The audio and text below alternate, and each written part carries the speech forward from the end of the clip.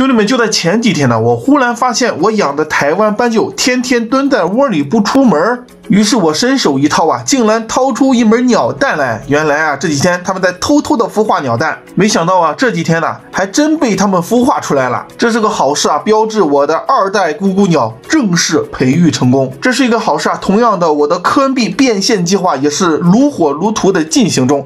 但是有一个坏事啊，就是我的暗区突围国际服炸了。改天呢，我跟大家说一下详细情况。还有就是，这是咕咕鸟刚出生的一个情况，是一个小肉蛋子哈。但是过了几天，大家看看长成这样了。兄弟们，这是什么情况？2只灰斑鸠怎么生出1只白斑鸠来？大家注意啊，站在最前面的这个白脸的就是鸟爸爸哈。这个鸟爸爸一直希望我把这只小斑鸠给拿走。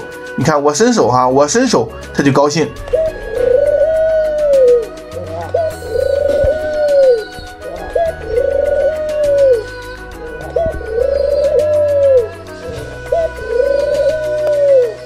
再过1天，我就把这个小斑鸠给夺舍了。什么叫夺舍呢？就是人工饲养了啊。现在如果继续让鸟爸爸、鸟妈妈带啊，它以后会不亲人。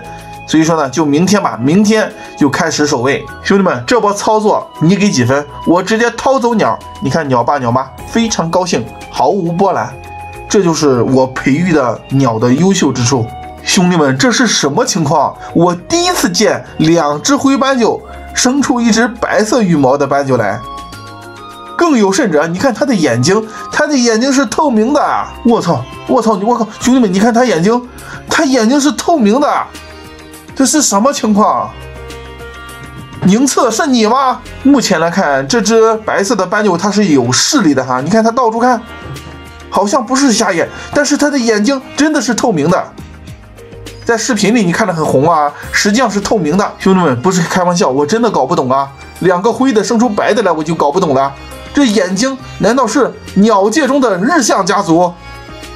我靠，什么情况？有没有懂行的来给我解释下呢？知道的评论区告诉我一下哈。这次很抱歉哈，因为太忙了，忙着刷金，没有录小鸟长的过程。